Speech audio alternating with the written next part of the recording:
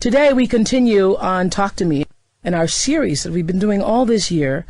One of my favorite subjects is the human soul. One of my favorite things to talk about when I'm just sitting around hanging out with my friends is that mystical part of you and me that makes us who we are and transcend even what science can tell us, because what I know for sure, we are more than our bodies.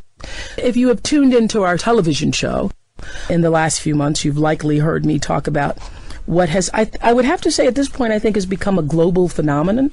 A lot of people have been talking about the universal law of attraction. And it's been packaged very well, I think, in a new marketing form, because the truth is there have been world philosophers for years who've talked about the idea that we are more than our bodies and there's more to our lives than what we can actually see, and that really that what we are here is really an illusionary plane. Now everybody's calling that the secret. The secret is, in fact, a universal law.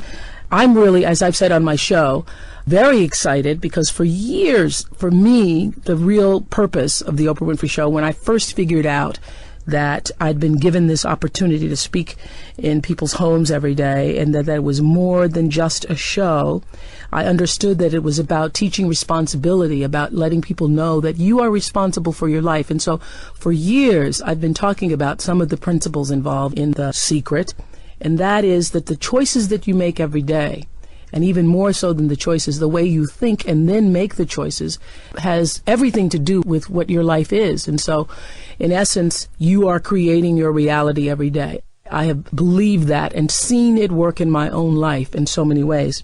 So I'm really excited that the secret has at least opened consciousness in such a way that other people have been able to at least see that light, that moment that says, you know what, I am more than my body. There are no accidents. Everything is happening for a reason, and I do have a lot of control over it. Many of you may not know that there is a secret behind the secret, and that for over 20 years, Esther Hicks and her husband Jerry have been spreading the word of that so-called secret. It's really not a secret because so many people have known it. They've been spreading the word of that to thousands upon thousands and thousands and thousands of people, teaching this art of allowing your natural well-being to come forth through the law of attraction and using the law of attraction to create a more purposeful life. It was based on her knowledge, she says, of this universal law, that she was invited to be a primary contributing expert on The Secret. Esther Hicks was. Maybe you saw the original Secret tape. The original Secret tape, you're on that tape, Esther. Yeah. Yeah. Hi, welcome, first of all. Hi. Thanks. And so you're on the first tape, and until probably, last weekend I saw a tape and you were not on it. You were first on the tapes, and now you're not on the tapes. Can you tell us why you were on the tapes and now you're not on the tapes?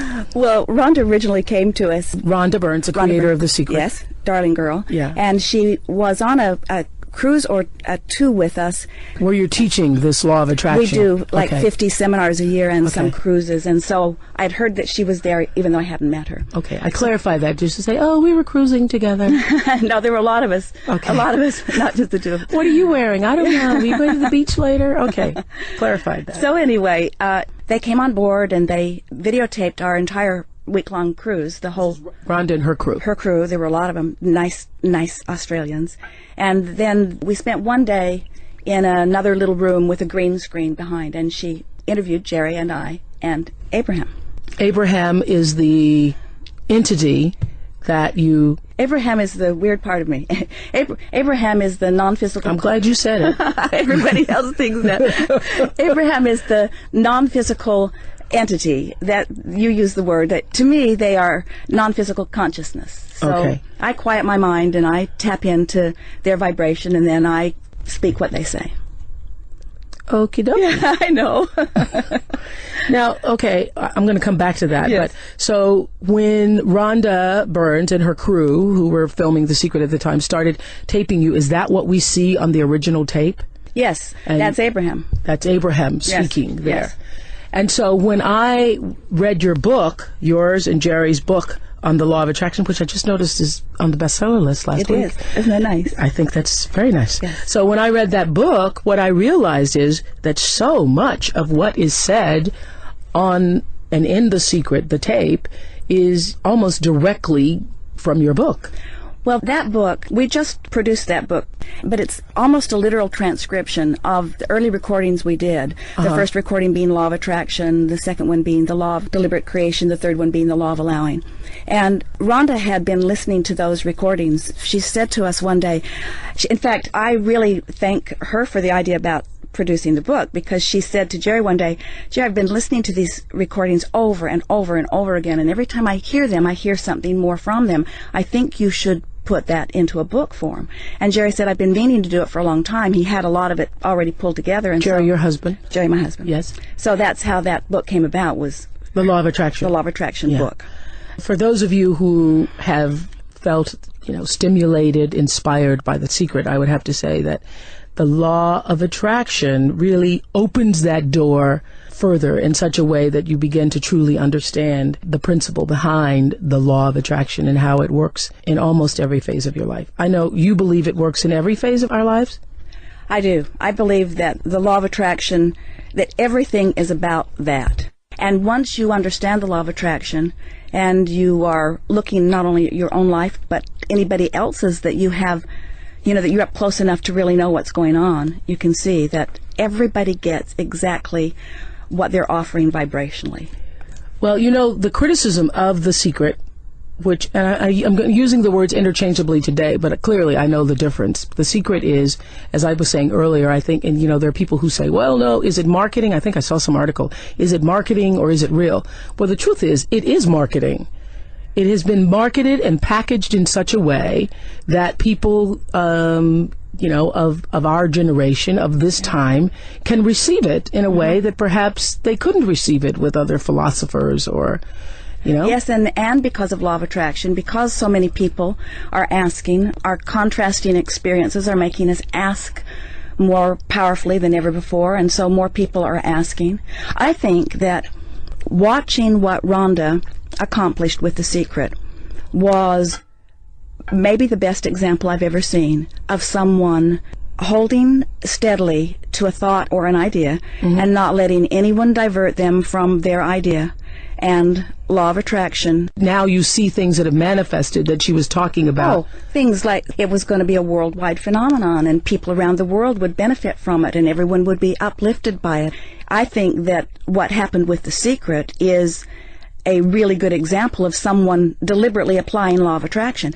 And in fairness to Rhonda or anyone who's trying to put such a big idea out in such a short period of time, it isn't possible to explain how to make that happen. She studied for a long time before she began applying it, And so I hear criticism, we get so much correspondence from people who have been studying our work for a long time who don't like how it doesn't say enough or don't like how now it's beginning to be diverted into different directions. It's kind of turning in the wind just a little bit.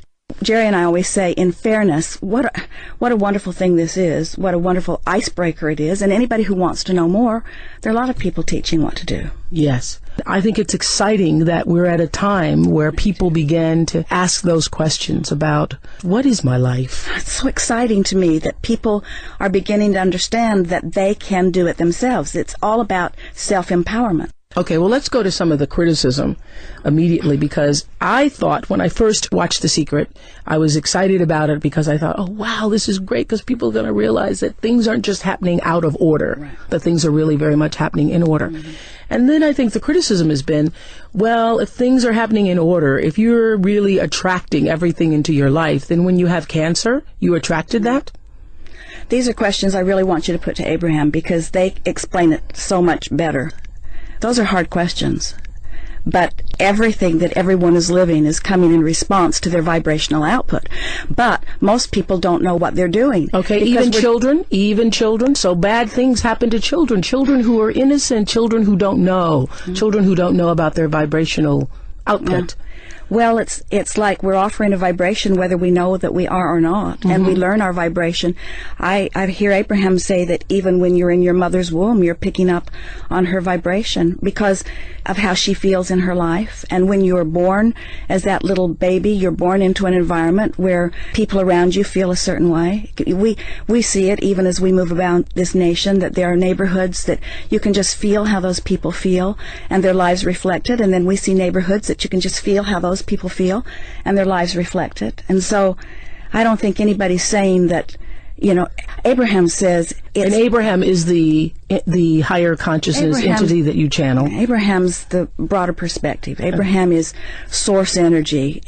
The way source energy coming from the source. And we all have access to it. Yes. And through a process of meditation, I managed to quiet my own resistance enough that my own vibration raised so that I tuned into them. Well, this is the thing. Yeah. I know you've agreed to be here because I said when they were going to get you here, I said, tell her, please, she's going to have to come on several shows just to come back because there is no way I'm going to be able to get all my questions out in one session. So I think in our next session, I certainly want you to channel Abraham. But before you do that, for everybody who's listening right now, you're going, what? Sounding weird to me, Oprah. Very weird, Ola. I wanted you to tell people how absolutely normal you used to be.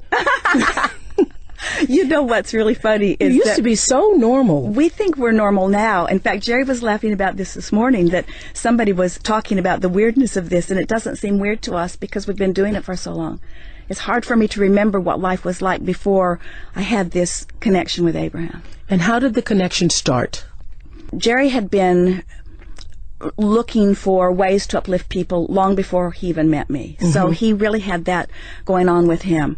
And someone uplift, like motivational speaking. Not Jerry was never a motivator. He was more an inspirer in that he always looked for strengths in people and then reflected it back to them. Okay. So he found a book in a library one day written by Jane Roberts. Is this the Seth book? Seth book. Yeah, I read all the Seth books. And so Jerry's reading the Seth books, and I was afraid of them. They just seemed weird to me. Yeah. And so he read them in his private time, and that is so interesting you say that, because I used to read them. I was reading them back in the late 80s, I think it was. And then one time I just started to get weirded out by them, and I removed them from my shelf because I didn't want Seth speaking to me when I got up in the middle of the night to pee. Well, I don't know. I think what made me feel strange about it, there was a very odd-looking picture on the back of the book. Yes. And it just kind of, and so Jerry was Jerry was wise enough not to push it at me. He just read them and enjoyed them, and then every now and again he'd say something to me from one of them, and I would say, well, that makes sense to me, until in time I became more interested in the message and not so freaked out by the way the message came. And so then we decided that we were going to try to find these people and meet with them, because now we were brimming with questions. Yeah. And so we were going to meet them, and then like days after we'd made the decision, we were going to try to find Jane and Rob so that we could meet Seth. They're the people who channeled Seth. Right. Okay. They never use that word, though. I don't even like that word because it means so many different things. But anyway, it makes us think you're weird. It does do that. Yeah. But anyway, so we were in a little sandwich shop next to a bookstore, and a person said to us, just out of the blue, "Have you read any of the Seth material?" Which was odd because we had not told a soul that. So you're just standing in a shop, and then somebody else says we were that. Eating a sandwich, and this man just said that to us, and we said, "Yes, as a matter of fact, we have been." And he said, "Did you know Jane Roberts is dead?" Well, that was shocking to me and upsetting. I hadn't heard it, and I felt like somebody had told me that my sister was dead, and I didn't know it. It had that kind of an impact. But then we thought, well, no point in trying to find them because now we can't meet Seth. And so within days, good friends and business partners in Phoenix came to us, and they said, "We've got a tape we want you to hear." And we said, they were acting weird. And I said, "What is it?" And they said, "Well, it's channeled." Well, we didn't know what channeled meant. We said, "What's that?" And they... Because what were you doing in your life? Because, I just am trying to establish this, because were you the kind of couple that you're hanging out with other couples where they're going to channelers? No, nothing like that. No, Jerry was already financially successful, so to tell you the truth, mostly what we were doing is finding a good place to eat every day and shopping. I mean, that was sort of the way our life mostly was. Nice. Yeah. Oh, that's nice. We're a lot busier now. What does that feel like? Just to be able to... it's a distant memory for me, too. Really? But anyway, so they gave us this recording, and we listened to it, and it was another woman who was speaking for another Theo. So are you saying that these things are just happening? Unfolding, yeah.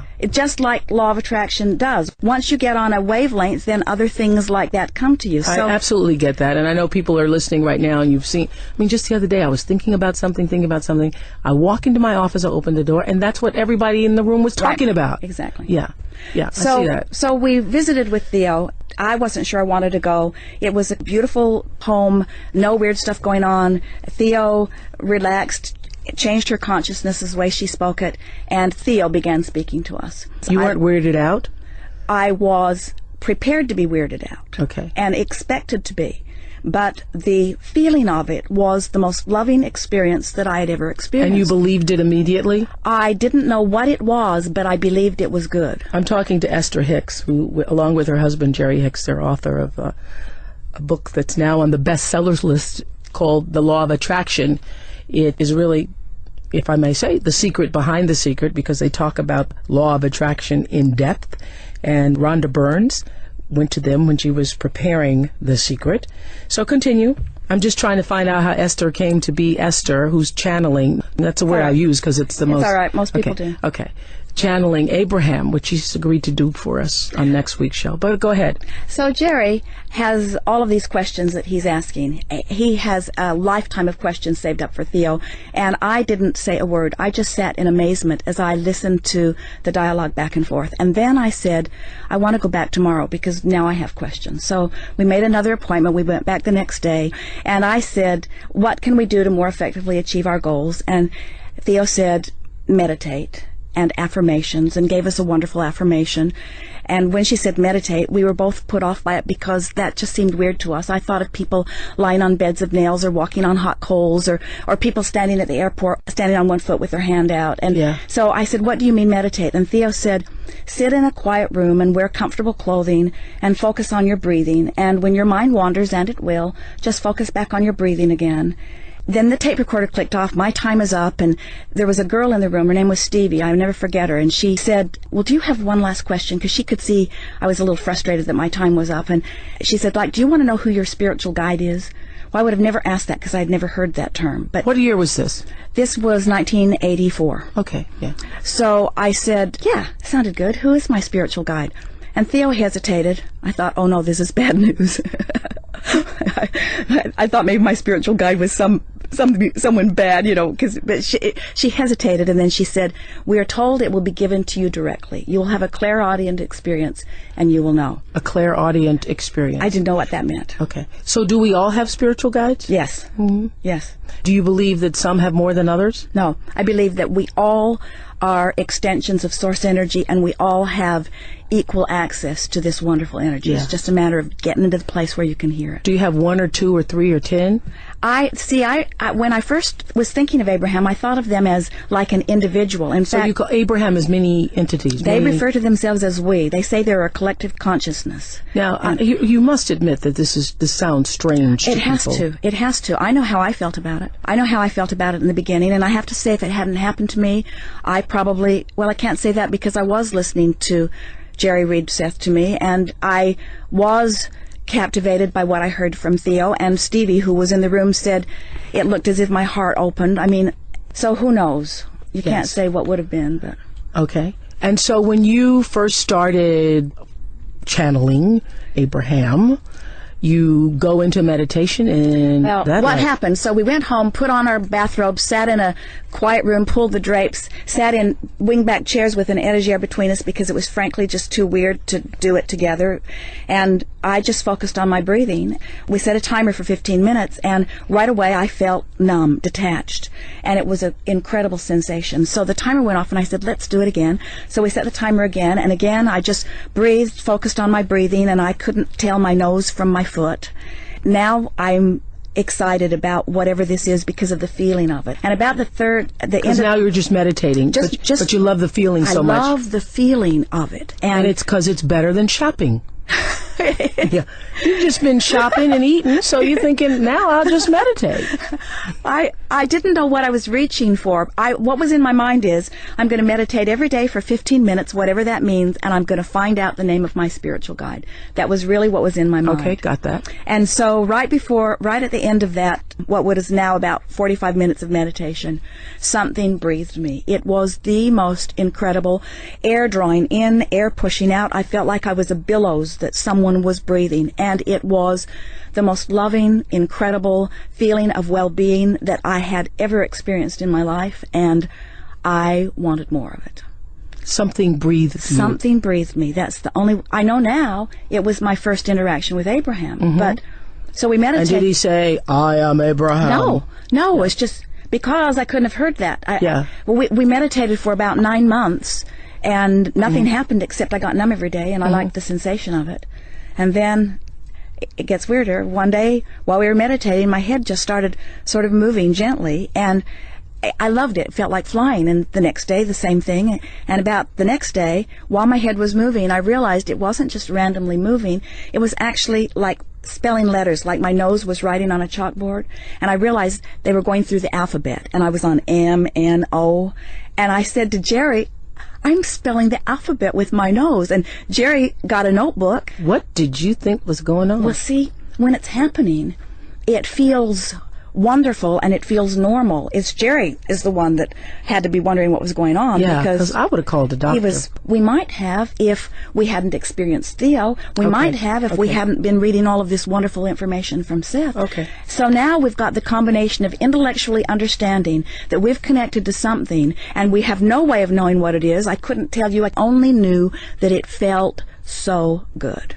And you wanted more of it. And I wanted more. Okay, so you start spelling with your nose. For about 2 months. It was awkward and awful. Jerry woke me up in the middle of the night and propped me up in bed and would ask a question, and off we'd go. It was bizarre and tiring. Bizarre and tiring. Now, when you say that you channel Abraham, and if it's not called channeling, what do you call it? Well, it's what inspiration is. Okay. It's what the basketball player is doing. You know, he's trained his body to move well, but he gets into that zone and allows his broader perspective to flow through. I mean, I think everybody is doing it to some extent. That's why I don't like... The word implies that only a few can do it, and that it's weird, and that they are the chosen ones, and it's not that way at all. Everyone has access to this broader perspective. Why do you call it Abraham? That's the name they gave, and I don't repeat words that I'm hearing. You don't repeat words that you're hearing? It's not like that. Abraham gives me a block of thought, and at an unconscious level, I match that block of thought up with the physical word equivalent. Okay. So it's like blending their perspective and our perspective. I got it. So when they said, so they've explained that... Because they're not speaking, now I'm talking like you, they're not speaking in English, or they're not speaking language. Speaking in vibration. They're speaking in vibration. That's why musicians can translate it. That's why artists can translate it. I got that.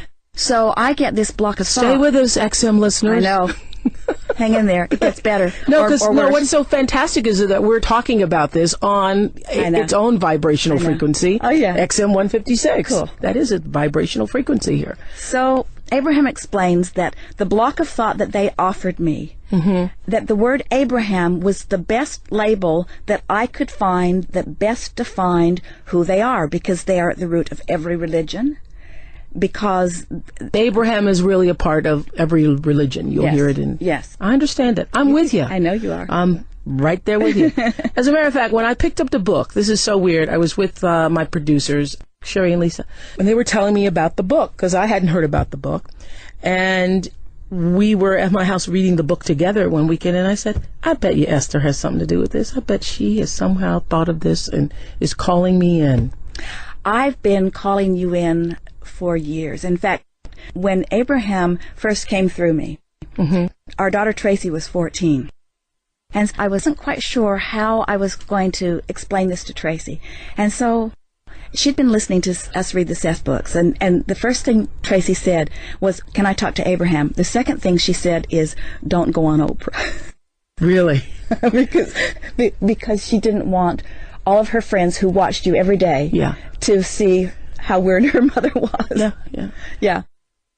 I've been listening to you, and people email us constantly, and they say things that, oh, Oprah knows this. Oprah's got this. You know, Oprah understands this. And so I told Jerry, I said, whether we're on a television show or a radio show, or whether we just get to sit and play with Oprah a little bit, it's all satisfying to me. Oh, that is so wonderful. But isn't it interesting? I felt it. Yeah. I felt it, and I felt that when they gave me the book, I realized that it had been a journey to that very moment. You know what? Abraham talks about how our life causes us, when we know what we don't want, we know what we do want. And so we're creating this constant, they call it a vibrational escrow. It's like our future experience that happens vibrationally before we get there. And I see so many things that are in all of our vibrational escrows. In other words, it's stuff that we've asked for that has already happened on some level. And if we can just get out of our own way, then all those things happen. So I think you were in my vibrational escrow. I think so, too. Yeah. I must have been. Yeah. Well, so a half hour's gone already. That's why I told you have to come back next week. Yeah. We'll be joining again with Esther Hicks on our continued Soul series.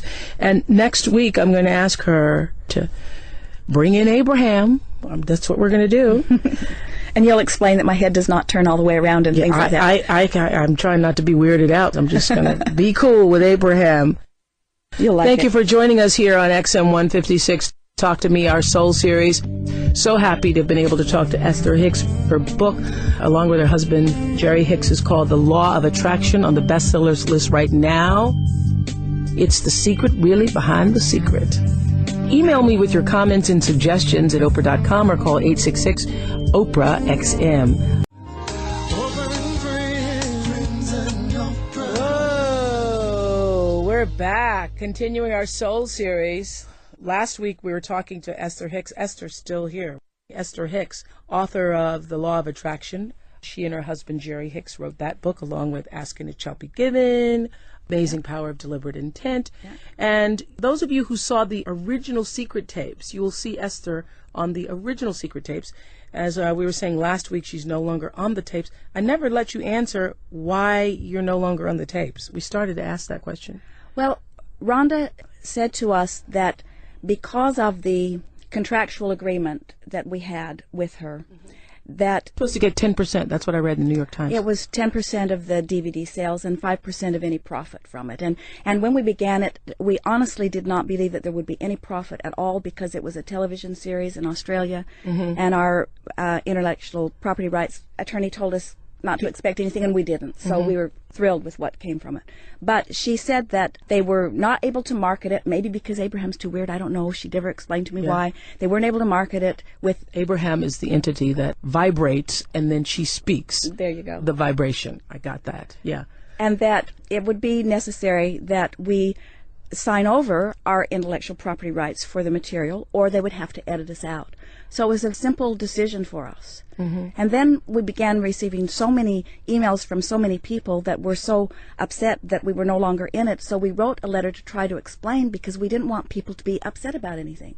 Yeah. There isn't anything, nothing went wrong, everything's all right. So there's no feud or anything. You know, I understand why Rhonda did what she did, I think, and it is better for me to try to understand, because pushing against something isn't good for me. Right. And I love her. She's adorable, and our books are really doing well. But there's no question about it. The emphasis on law of attraction has turned a lot of readers to that book. No question about it. Yeah, I happened to see it on the New York Times bestsellers list the other day, and I went, whoa, some other people are being attracted to the law of attraction. It's nice, huh? That's very nice.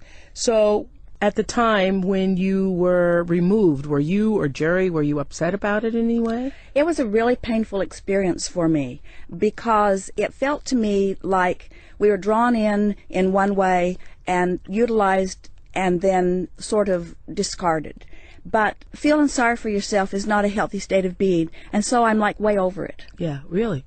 Yeah, we've just been looking at the positive aspects of it. And the positive aspect of it is, I'm sure you see this, lots of other people are being introduced to your work, even though you're no longer on that particular tape. In fact, 2 or 3 people said to me recently that people are saying to them they're excited about The Secret, now what? And then they offer them our book, because that kind of tells them what to do next. Yeah, what to do next. Yeah. What's interesting also, too, about your book, which I really liked very much, and I've underlined, and as I was saying last week, when my friends and I, when it was first given to me, we all read together, and I'd say, I'm on page 63. What page are you on? We're on page 82. Let's underline that. We're all talking about it. Your book does not put as much emphasis, and I think one of the criticisms right now of The Secret is, and I can see why people criticize it, is that it's all about getting rich. There's the moment in The Secret where I think Somebody puts the check on the ceiling and they're talking about money, money, money, money, money. But as I was reading the law of attraction is about how everything is coming into your life. That's right. Based on the way you're thinking, and not just about money. Do you think that the emphasis on money and getting rich and having boats and planes and bicycles has hurt it? Well, maybe, but in fairness, as we watched her production unfold, and the original Secret, I haven't watched the second one, but the original one, she had a balance. She had people talking about money and people talking about health and other things. I think her intention was to cover everything. But we have recordings on all of those things too, and the ones that are about money are the ones that outsell all of the others. That's the thing that people seem to think will solve everything. We know that it doesn't. I have to say too, I think that's why people are so attracted to The Secret, because they think it can help them get rich. Some people do, anyway. The Secret. Sure. So today we're talking about, and with Esther Hicks, who's the author of The Law of Attraction, and also I Like Ask and It Shall Be Given. That's on my bedside right now. Not that I really need to ask for anything else. I'm doing okay. Well, though, you never stop, do you? No. I mean, there's always something more. One of the things I really got from reading The Law of Attraction, your version of it, is that what you can ask for, and what I've been asking for and also receiving, is more joy, because ultimately that is the ultimate success. That's it. More joy. That's it. That's what it's all about. And so to have more joy even in all the things that you already have and all the things that you already do, to do those things deliberately with joy. Oh man, that's the best of all of it, isn't it? Yeah. Yeah.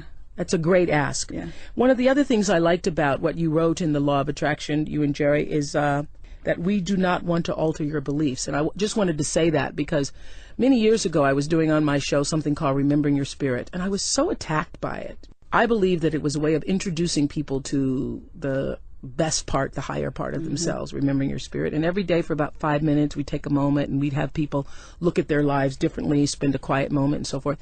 And I received so much criticism about it because some people thought I was trying to tell them what to believe. Right. I really wasn't. I was just saying that who you are is so beautiful. Just spend some time with that and let that evolve to its high self. But I love in The Law of Attraction, I think it's on page 21, where it says, we do not want to alter your beliefs. What does that mean? Again, I want you to ask Abraham that, because that is them saying it. But what I hear Abraham saying to us is that everyone gets to create their own reality. And Abraham's not interested in telling us what we should create. They're only interested in showing us how we go about creating what our life path is about. Right. I'm going to ask you to bring him in a moment, but I just want to You'll read be glad. We want you to know your value, for in the absence of that understanding, you do not attract the legacy that truly belongs to you.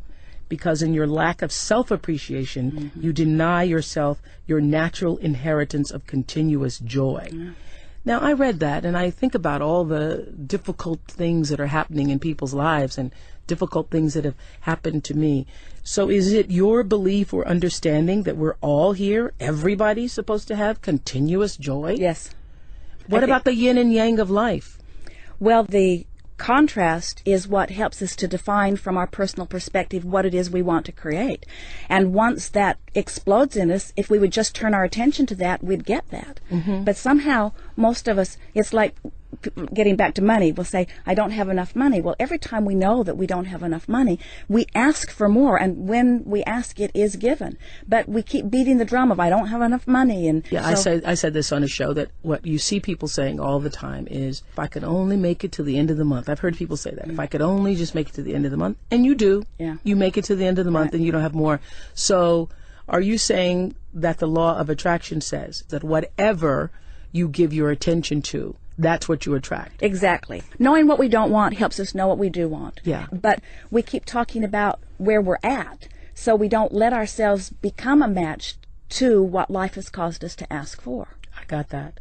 You say also in the law of attraction, page 25, once you understand that all people, circumstances, and events are invited into your experience by you through your thought, you will begin to live your life as you intended when you made the decision to come forth into this physical body.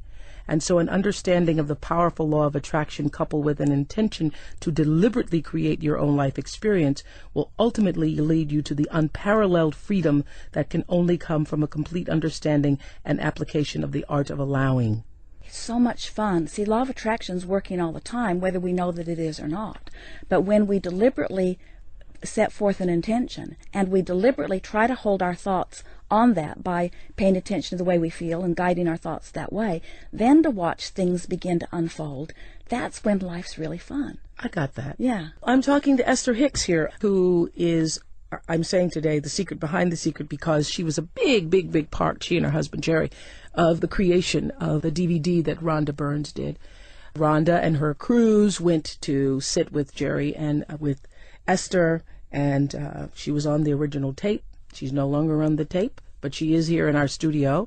And I'm going to ask you to channel Abraham. And let me just say before you do that, the reason why I wanted to do this on the radio is because I really do think that the television audience isn't ready for it. Yeah. So I just know. And so I know all the people listening, you're going to think it's a weird thing. And maybe it is a weird thing. I'm going to see for myself how weird it is. Prepare yourself. I'm preparing myself. That's why I thought I would do this I'd do my virgin run with Abraham on the radio in case some weirdo thing happened. So what happens? What is the process? Can you tell our listeners what this means? I just relax and quiet my mind. I usually focus on my breathing. Are you going to look the same? Yeah, nothing's going to change. It'll be all right. Okay. It'll be all right. My eyes dilate is about the only thing that's different. The pupils. And does it happen every time? Can you do it? Does it happen? Do you just say, "Hey, Abraham," and it shows up? The only time that I was not able to bring Abraham in was when the neighbor's dog got in our chicken yard years ago and mutilated some of our chickens. And I was so upset I couldn't relax enough to receive them. But so once you channel Abraham here on XM 156, once you do that, then I'm talking to Abraham.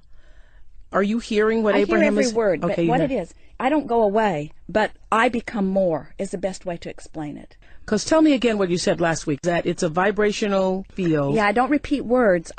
They offer a vibration that because I've practiced for so many years, I tune to it easily. Mm-hmm. I think you do it too, Oprah. I think you are every bit as weird as me. You just don't use the label. And how do you see that I'm weird, Esther? How so? I don't see you as weird. I only say weird in the sense that I believe that you are weird in the way that I'm weird, in that you receive broader perspective, or you'll get an impulse that when you follow it just at the right time, it's exactly right. Yes. You know. Yeah. I'm going to ask you to bring in Abraham. All right. You'll like it. I'll like it. We are not really as strange as all of that. It is nice to have an opportunity to visit. So, Abraham? Do I call you Abraham? Do I call you Esther? What's the protocol? Mm-hmm. Most call us Abraham. Some call us Estherham. Estherham. Abraham is fine. Mm-hmm. And so when I this is so weird. So as I sit here on it's not weird from your perspective, but as you try to define it through the eyes of others, yes, you see them as seeing it as weird, and so then it feels weird. But in reality, it is not weird. Yeah. Everyone is doing this to some degree. To some degree, yes. Thank you for that clarification. So may I ask you some questions about some of the feelings that people have after hearing that they are attracting into their lives everything that is happening? So are you saying that everything happens in our life for a reason? We are saying that, but differently than that, in this way. Everything happens for a reason sounds a little bit like it is an outside reason that has been assigned. We say everything is happening because of the vibration offering that you are setting forth. Everything that is coming to anyone is coming in response to what they've been thinking about. As you think a thought, it activates a vibration, and as you continue to think it, that vibration becomes stronger until eventually you call it a belief. A belief is just a thought you keep thinking. And once you have activated a vibration enough that it is dominant within your vibrational patterns, then law of attraction matches it up with things like it. So that's why the law of attraction is that you bring into your life that which is unto itself. That is it exactly. Then why do such bad things happen to people who are not thinking about those bad things? Well, the best way to describe that is by saying to you that the thoughts that they have been thinking have the same vibrational essence. In other words, someone might say, I did not think about that specific thing. But there is no question, if something happens, what you are living always matches what you've been offering vibrationally. There are no exceptions to that. So the confusion comes in where what it means is people are offering vibrations that they don't know they're offering because they've been thinking thoughts. The thoughts are normal. It's like even what's going on in your nation today. There are so many thoughts that are fear-based, and people accept them as normal, but they are not good for people to think those thoughts.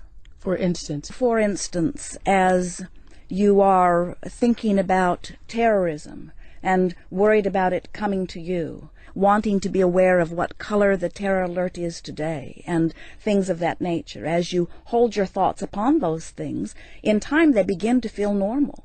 But why shouldn't we feel a sense of terror? Because we've experienced terror in this country. That's what was the purpose of 9/11? Things do not happen because something outside of you is assigning you a lesson. It is that as you are living life, your response to life causes you to offer vibrations that then law of attraction responds to. So it's a little tricky to say that 9/11 happened for a reason unless you understand that it was the culmination of a lot of people giving a lot of thought. In other words, it was sort of a trigger point, you might say, to people feeling powerless, large numbers of people feeling powerless over a long period of time. I asked the question because the terror alerts resulted from 9/11. Yes. And that attack on our country, on our beings and our sense of security, Yes. and our sense of feeling like we were safe. And so the terror alerts are there Yes. as a warning to Yes. people, supposedly, to say, you're not as safe as you think you are. Yes. Yes. Well, there are all kinds of things that are happening. People have cancer and people get run over by trucks. We are certainly in agreement with you that there are things out there that are happening that if you give your attention to them, you would feel those emotions of terror or fear.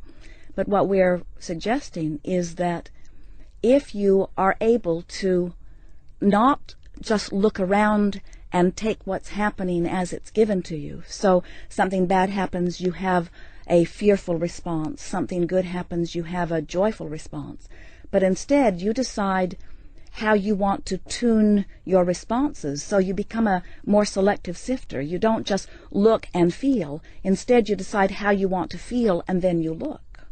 So now you have control of your vibrational offering, which means now you have control of your point of attraction. Because we're all vibrational offerings. We are all vibrational beings, everything is. And you are attracting to yourself the vibrational frequency, the vibrational offering that you are putting out.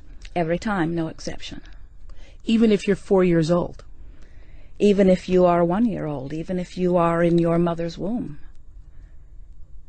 Vibration abounds, and you are you see what happens, you are so This is where we get hung up here, because I don't understand, and I'm sure many people listening to us don't understand, how an innocent child attracts being raped. An innocent child attracts being abused. An innocent child attracts being kidnapped and butchered.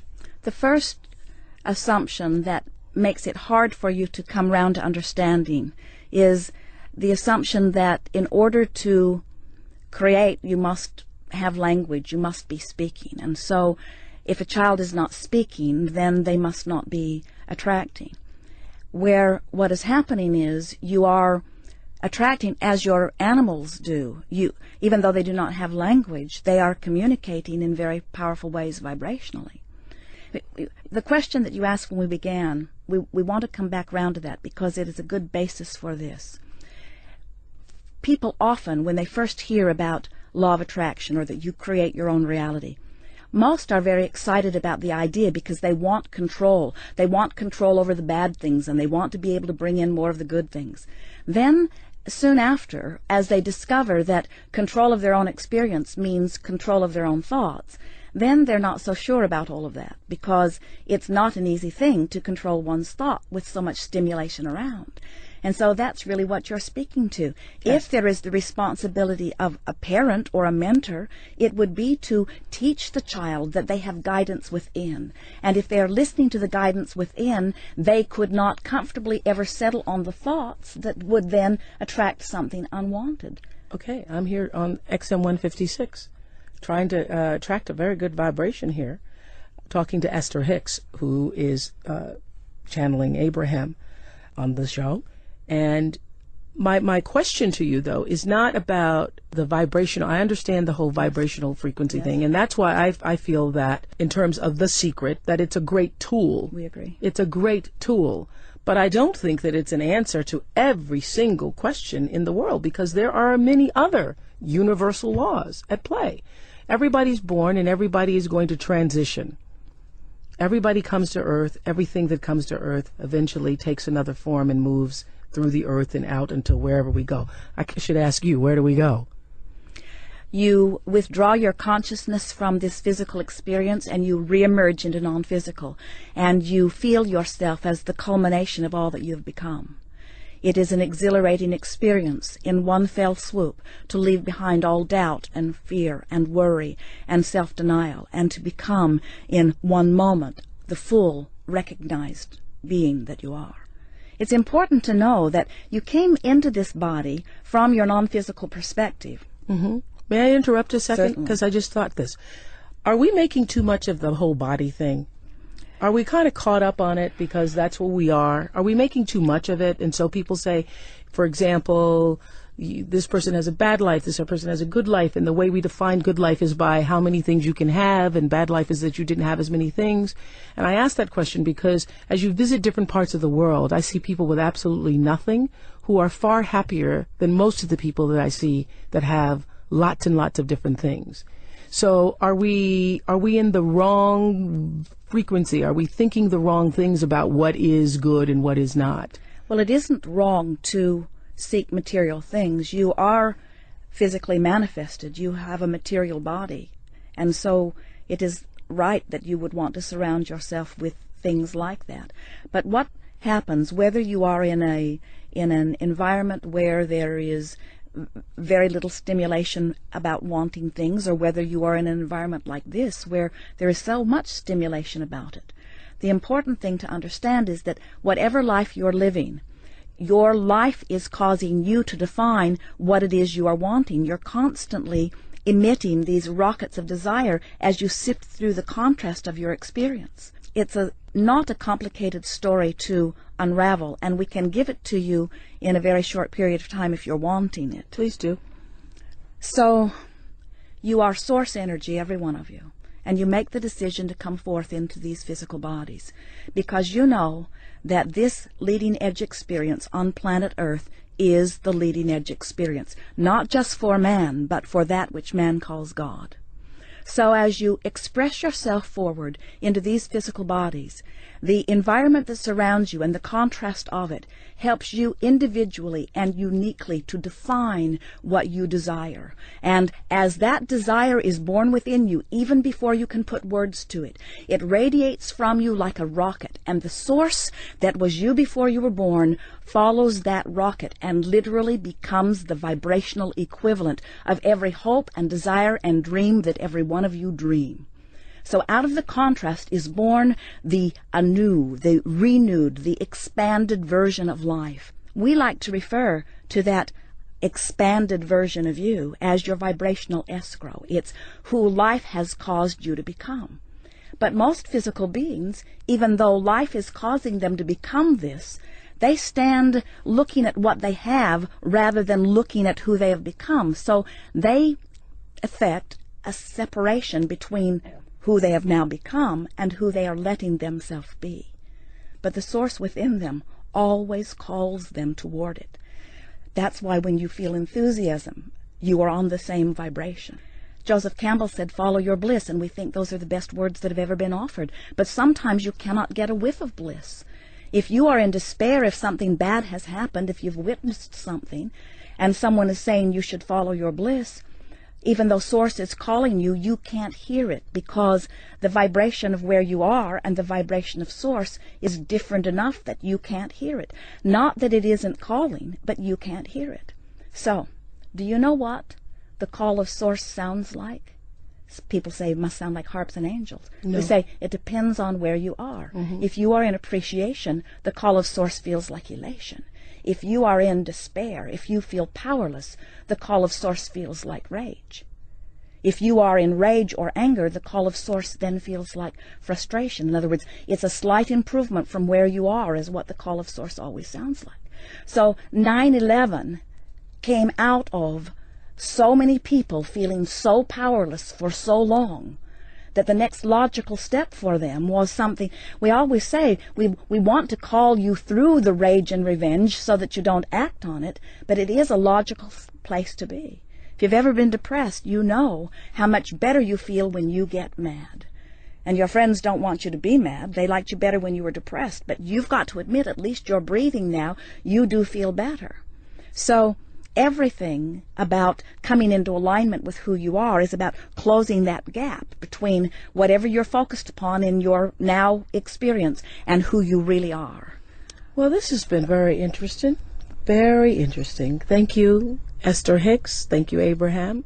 But it's time to wrap this chapter of our exclusive Soul series here on Oprah and Friends XM 156.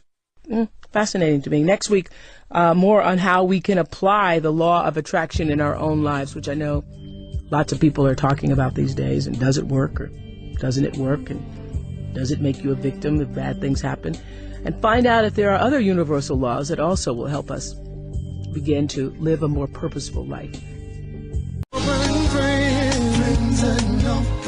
Oh, hey, welcome back.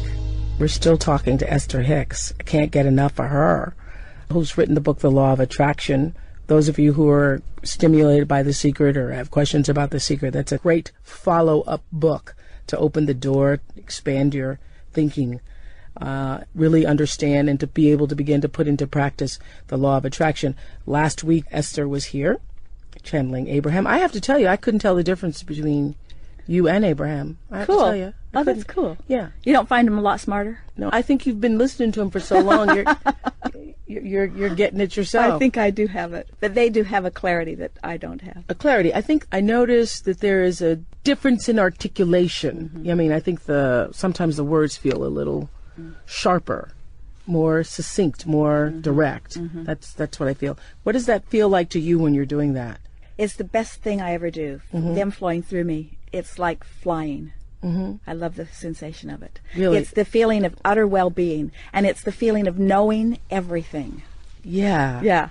And you say utter well-being because how do you know what your state of being is? To me, it's the absence of anything that's bothering me. Yeah. Utter well-being is just that feeling, that everything's fine and that everything's all right, and it's a feeling of elation. So as I sit here talking to you, I wondered when I read yours and Jerry's book on the law of attraction, which is now on the New York Times bestseller list. This is written so beautifully through the words of Abraham that you say, that you channel. And I'm wondering, because you know all of this now, do you ever have a bad day? Yes. But well, you attracted that to yourself. Absolutely. Yeah. And when I have a bad day, I feel guilty, which makes the day worse. And then I remember Abraham saying, you are where you are. Just reach for a thought that feels better.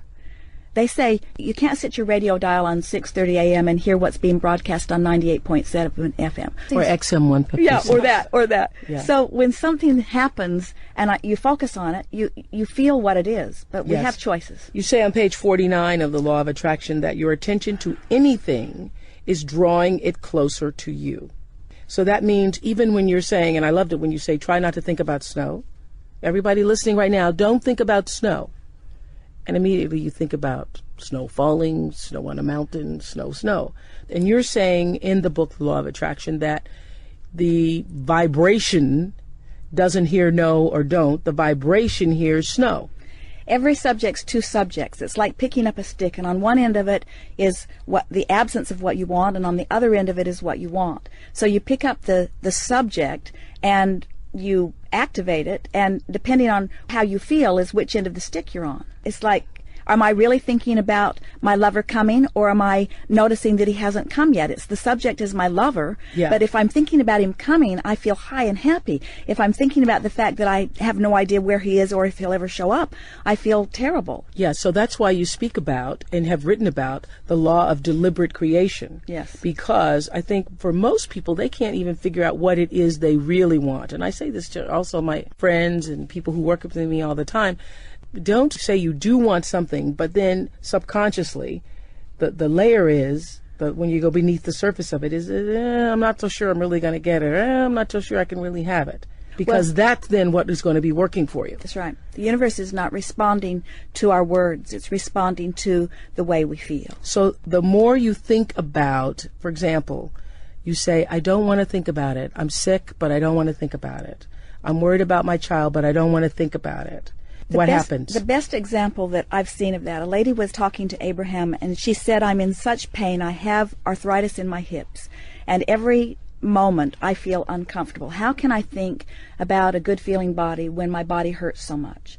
And Abraham said, you have to separate what's happening from the way you feel about what's happening. In other words, they said, you're in a painful arthritic body and you feel frightened, or you're in a painful arthritic body and you feel hopeful. And the difference between hope and fear is the difference between recovery or not. So the way to begin to use this as a tool to do, as you and Jerry say in the book, Law of Attraction, to lead a more purposeful life is to follow your feelings toward that which is good. You have to find a way to quantify the journeys. It's like Jerry and I drive from Phoenix to San Diego, and we know how to get there. It's 400 miles. We head west. We never feel discouraged. We know we're going to make it. Even though we're not happy out there in the desert, we can't wait till we get to San Diego.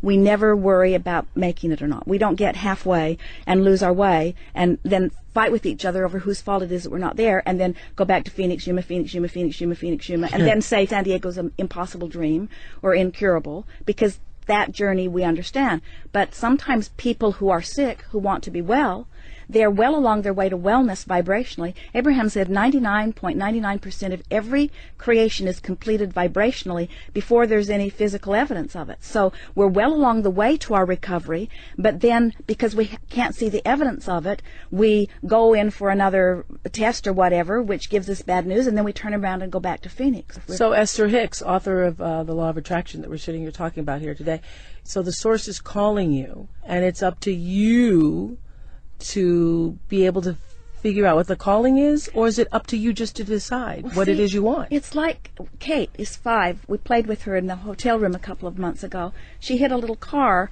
and then it was our job to find it. And she'd say, you're getting warmer, you're getting colder, you're getting warmer, and we found it every time. And it's the same sort of thing. Somehow we've got separated from our understanding that an improved feeling is moving toward source, that which feels good. And I think but couldn't that mean, though, Esther, couldn't that also mean that there are some sick people out there?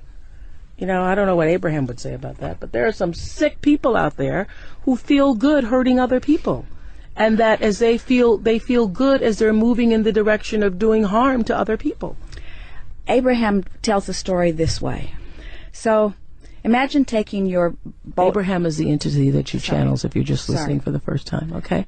Take your boat down to this river's edge with your paddles in, and they say most people deliberately turn the boat upstream and begin paddling very hard. And they say, why don't you just turn and go with the flow? And people say, well, that just seems lazy. And what Abraham's wanting us to understand is that everything that we want is downstream. I'm smiling because I say that to my people all the time. And I don't have Abraham. And how did I know that if I don't have Abraham? Well, I'm not sure you don't have Abraham. Okay. I know that. But I use that exact phrase. I always say that there is a current to everybody's life, and there's a flow in your own life. And if you're struggling, it means you're moving upstream. Turn around, find the flow. And you don't even have to turn the boat and paddle downstream. Just let go of the oars. The current will carry you. That's what I always say. And see, so you know. So that stream is what's calling us. And here's what I think goes wrong with so many people. is that when we're in a really strong negative place, Yes. we don't have access to joy. We don't have access to elation. The vibrations are too far apart. Yeah. But we do have access to something that feels a little better. And if we could just know that the thought that feels a little better is a step in the right direction, and then the next thought that feels a little better is the next step in the right direction. You're getting warmer. You're getting warmer. Exactly. You're getting warmer.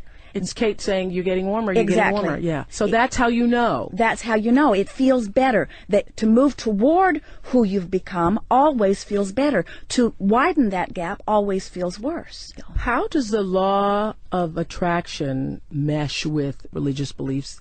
Because I think that's one of the things that when we first did The Secret on the show, one of the questions from one of our viewers was, well, where is God in all of this? And I said, God is the secret. God is at the heart of everything that is. So law of attraction is responding to our thoughts. Mm-hmm. And our thoughts equal our point of attraction. But now consider this. So we're source energy. We're born into this physical body. The contrast causes us to ask for this and ask for this and ask for this. So there's this vibrational escrow that's amassing. And the source energy part of us doesn't stay over here in the contrast. It rides that rocket and becomes the non-physical vibrational equivalent of what we're asking for. So God has expanded through us and is standing there in that expanded beingness calling us toward it. When we move in the direction of it, we feel better. When we move in opposition to it, we feel worse. How did we get so far off course? I think it's because well-meaning people, it's like our mothers say, listen to what I say instead of listen to how you feel. Mm-hmm. I think it's because when somebody adores you and they focus on you and they hold you as their object of attention, and because they're adoring you, they're connected to source and they're flooding that all over you, it feels so good, and then you want more of that from them. But then if they're not connected, then you don't get that. You get whatever it is that they're offering. But this is so wonderful. That's why, I have 151 girls at my school. I know. And one of the beautiful things about raising children, it's so amazing how I attracted this to myself, because I used to say the reason I would want to have children is so that I could begin to teach them the power of themselves, just like in The Wizard of Oz, which I think is one of the greatest spiritual stories. You've always had the power, you've always had it, my dear, that Glinda the Good Witch says. And to be able to let them know that they come from the source, as you call it, and that there's a part of them that because you do come from that you can do amazing things in your life. And so now I have this school, and all of my girls meditate. Before they go into their tests, they meditate. And before they do any sports games, they meditate. They all meditate. And they have their own religious beliefs. We have Muslims and Hindu, and we have Christian girls. And so all the girls have their separate religious beliefs. But then all together on Sunday afternoon, we all do yoga together. And I was in a yoga class with these 12-year-old girls talking about the benefits of meditation and how, because they've now learned it, that they can go inside themselves before they take a test and calm themselves. And when I see that, I realize that we have all been taught how not to trust ourselves. Right. And my goal with my school and these girls is to teach them how to begin to trust themselves. And self-empowerment. Yeah, to trust themselves and also trust that which is greater than themselves, to use the source. There is not anything that's greater than us when we're aligned with who we really are. Yeah, that's what I teach the girls. Yeah. That when you are, Gary Zukov calls it authentic power, when your personality is aligned with your soul, that is authentic power. Perfect. When you are in alignment with your source. Yeah. Was there a moment after you were taken off the secret tape? Because we said that in the previous shows. You were on the original tapes, and now you're not. Were you upset because since it's been such a great success? Maybe I felt some, you could call it jealousy initially, because I didn't understand what happened. But then the more I thought about it, the more I realized that the world wants the message, but they might not be ready for the messenger. And then meaning you, meaning Abraham. So why didn't you why didn't you and don't you just want to speak as yourself? Well, I think that when Abraham flows through me, there's a clarity that is beyond anything that I can give. I ask you this because the reason why I'm not talking to you on television right now is because I know there are too many people who would be weirded out by the whole prospect of Abraham. And so in that way, maybe it hinders you. It does, I think, and I think maybe. See, now I've seen The Secret. This has opened something for me because it makes me realize I can visit with you. I think I can express the message. There's hundreds of thousands of people that have been listening to our recordings for a long time. I know this. So if I were on television and I were doing the teaching when they're accustomed to hearing it from Abraham, they'd probably be all right with it. But I'm sure they would say, "Where's Abraham?" But you must know that the fact that you talk about Abraham and that you channel Abraham and want him to speak through you, want them to speak through you, that makes people feel weird. Yeah, I know. I don't blame them. It made me feel weird too. But so what do you do? Not just weird, they think you're a kook. So what do you do? And I'm not calling you a kook, but you know what I'm saying. They're so what do thinking you you're a do kook. when you're having this phenomenal experience where source energy is pouring through you? It's just what's happening. Well, so what do you do? I don't know. This is so interesting. I was talking to some friends about this recently, and I was thinking that too bad I won't be around, but maybe I can channel myself here 100 years from now. Because I think 50 years from now, I think, first of all, The Secret, your books, all of that are elevating conscious to the point where this won't be so weird. Yeah. Even a decade from now, Right. this won't be I so agree. weird. 25 years from now, it won't be so weird. Now, I'm going to take this to another level of weirdness, and if Jerry were doing this, I'd be mad at him, but I'm going to do it anyway.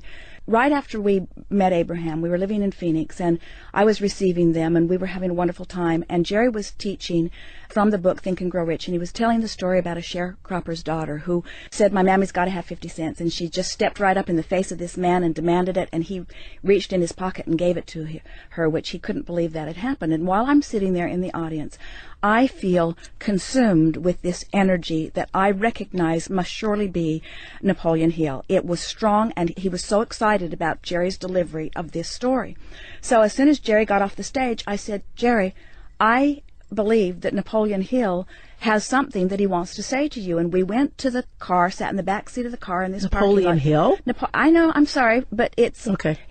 You know, no one's dead. Okay. You know, and so Jerry has activated this by his lively expression from this book, and so this energy is now interested in what we're talking about. And Jerry asked Napoleon Hill, "What would you have done differently?" And Napoleon Hill said, "I would have told where I got it from." And Jerry said, "Why didn't you?" And he said, "The book would have never been published."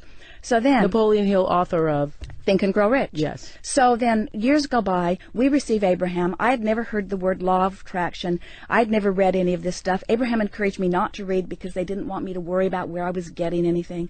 So we're bipping along, we're doing our thing, and then my dad died, and so we went out to the funeral, and Jerry doesn't go to the funeral, he goes to the bookstore, and he finds this book, Think and Grow Rich, and it's a weird-looking book, and he picks it up, and it's the original manuscript that it was just now being published. So he buys this original manuscript, then he buys a copy of the book that he had been reading all these years and compares it line by line, and every reference to vibration, everything that's vibrational, everything that talked about the ethers, all the stuff that's like Abraham stuff is edited out of the book. The original book. So Jerry and I just thought it was so funny. So now here we've come full circle. We're interacting with Rhonda. And the reason it was edited out is because... people can't receive just it. what you're just saying. They're not ready for it. And so then we meet Rhonda. She's Rhonda Burns, The Secret, listening yes. to it, and now she's making a movie called The Secret. And as they are in the editing production, early in our process with them, we get this correspondence from her that Rhonda's been told that they have to edit out the word vibration. And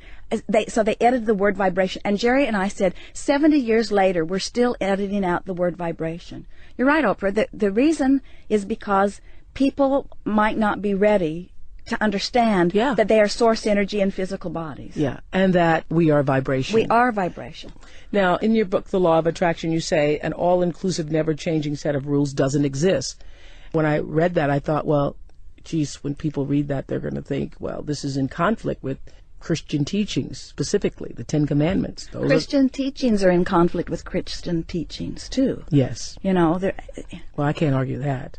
But specifically, I'm just talking about the law of attraction saying that rules change, that people evolve, and so rules also should be evolving with people then.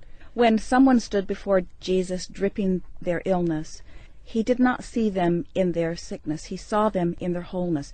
He saw their vibrational escrow. He saw who they really are. Mm-hmm. And he held that in his mind so powerfully that he dominated the vibration of their being so that they were well. And then he said, go forth and tell no one. Yeah, and that's why you say in the book also, you say that the greatest thing, which that really was a sentence that changed me, that Abraham said through you, that the greatest gift you can give to someone is your highest expectation of them. So when you see the best in them. Because when you see the best in someone, you're tuned in, tapped in, turned on to source energy. So it's not just you looking at them, you're flooding all over them with source energy. And by source energy, you mean what most people call God? Yeah, Abraham doesn't use the word God because they say it just makes you think of what you already think about God, and yes. what they think is different than what most people do. It makes you think of God in the religious context, yeah. I feel so much more closer to Christ as a result of what I've learned from Abraham than I ever knew before, because I feel like I feel how he felt. I feel like I know what he knew. When he says the kingdom of heaven is within you, he was talking about this connection to source energy. I would have to say that, too, for all the people who feel that it conflicts with your religion. You know, I obviously was raised not just Christian, but Baptist, and, you know, still hold to my Christian beliefs. And I would say that everything that I've learned metaphysically has really only enhanced what I believe about that which we call God. Do you have time for a really quick story? Sure. We were doing some telephone consultations a few years ago, and there was a woman talking to Abraham, and what she really wanted was a fortune telling. And Abraham's a teacher. They don't tell fortunes, they try to empower people. And so she wasn't really having a very good time.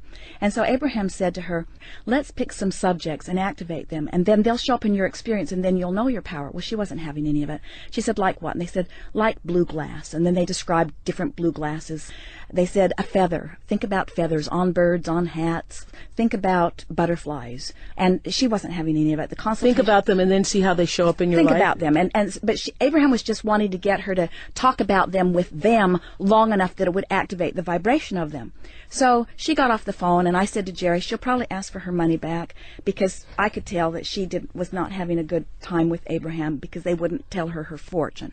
So then we were in La Jolla, and we went to George's restaurants, which we found because of you, and ate that wonderful soup. So anyway, we were on our way to George's, and we parked the car, got out of the car, and right in front of me was a store that I had not been in before, and we got clear in the back of the store. There was a wall of blue glass unlike anything I'd ever seen in my life, and I didn't make the connection between the consultation, but there it was. So then we went to George's and had lunch. Then we walked down to the cove, and we were walking across the grass right before you get down there, and there was a flurry of butterflies that surrounded us that was so intense we had to stop talking to keep from eating them. And then, all of a sudden, I see a little boy running across the lawn, and he came right up to me and handed me a pigeon's feather that he'd picked up off the ground. And when that happened, a stranger. Me, a stranger. And when that happened, I realized that all three of those things that Abraham had deliberately activated in that woman's vibration and apparently in mine, within an hour of that consultation, the universe had delivered them all to me. Because when we activate something without resistance, it comes fast. Boy, I love that. Yeah. I love that. Yeah. If you activate something without resistance, that means also without doubt. So start with something easy. Don't work on the boyfriend that you've been trying to get for 20 years or the money that you've never had. I have to tell you, the first time we started talking about this, that's what my best friend Gail says. Well, I don't know how come I don't have a boyfriend then. That's why. I don't know. Really? That's why, because I don't know why I don't have a boyfriend. Where is he? He's not here is the dominant vibration. Oh, I'm going to tell her that. She just needs to see him. Honest to goodness, when we started talking about this, she goes, well, if the law of attraction works, then I should have a man by now. No, because her vibration says, I don't have a man. Where is he? Where's my stuff? And he's over there in vibrational escrow. She's been adding to him. He is so magnificent and so beautiful. And in the moment she drops those oars, he'll flow right into her experience. Really? Absolutely. So tell me again, what does she need to do? She needs to stop talking about him not being there and start saying things like, well, maybe he's coming and I'd like him to come and I believe that he's out there and wouldn't it be nice if I could see him? She did say that on the road trip. I believe he's coming. I believe he's there. And so when that is the strongest vibration within her, he will be there. But as long as he's not coming, she's holding him away with those other thoughts. So you're saying start small. Start with something easy, meaning something that you're not already worried about. So start with that what? Because you're testing it? You're just testing it. Well, you can test it. You can test it. I would test the law of attraction. I would deliberately activate things in my mind, and then I would watch law of attraction bring them. and Yeah. then you'll trust the law, and then you'll start to feel worthy, and then you can start shifting your vibration on the things that you've been beating the drum of that aren't working for so long. So I also understand it in terms of, because you've watched me for years. Those of you who are listening heard me go up and down the scale. I understand why the struggle, that just exactly the word struggle with weight has made it such an issue because of the struggle. Exactly. And so in order to be freed of it, you must release the struggle of it. No longer fear potatoes or potato chips. No, they're going to make me fat. They're going to make me fat. As you're eating them, they're going to make me fat. Or getting on the scale. As everybody who's listening, you've done this. You get on the scale and you feel worse. The numbers make you feel worse, and then you decide, well, okay, I'm just going to eat to make myself feel better. Yeah. So you can't get the thing that you are worried about, because the worry is the indication that you're offering the vibration of the lack of it. Okay. Worry isn't keeping you from it. It's your indication of where you're vibrating. Because the thought creates a vibration, and the good thoughts create good vibrations.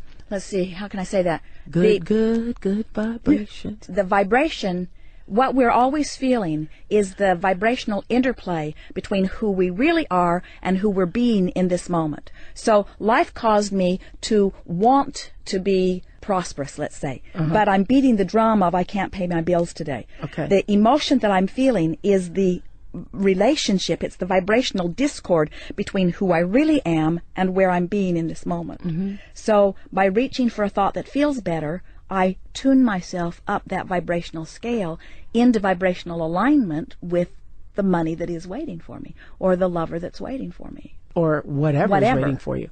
So what I've been saying for years, I've known this, because when people ask me, how did this happen to you? How do you have this life? I have understood that I am where I am and who I am because I really believed when I was a child. I was told that I was God's child. I used to call him my daddy. Jesus, he's my daddy. So I really did believe everything that I was taught about the kingdom of heaven is at hand, and asking you shall be given, and greater things than these that I have done. I really, really did believe that, because that's really all I had to believe. So I grew up thinking that I could be whatever God wanted me to be. Isn't that a nice thing for you to know? Don't you want everybody to know that? Yes. I do too. Yes. I do too. Yes. And that's why we are where we are. Yeah. It's a joy just to have been able to share this time with you. It was great fun for me. Thank you for coming and bringing Abraham and the gang. Yeah. They had fun too. Esther Hicks, The Law of Attraction, on the bestsellers list right now. It really deeply defines, explains, and opens the door to all of the notions of the secret. So I'm really happy to have been able to have the book. I underlined it so many times that I now need a new book. Thank you so much for being with us. Thank you too. On our Soul series. Next week, more on how we can apply the law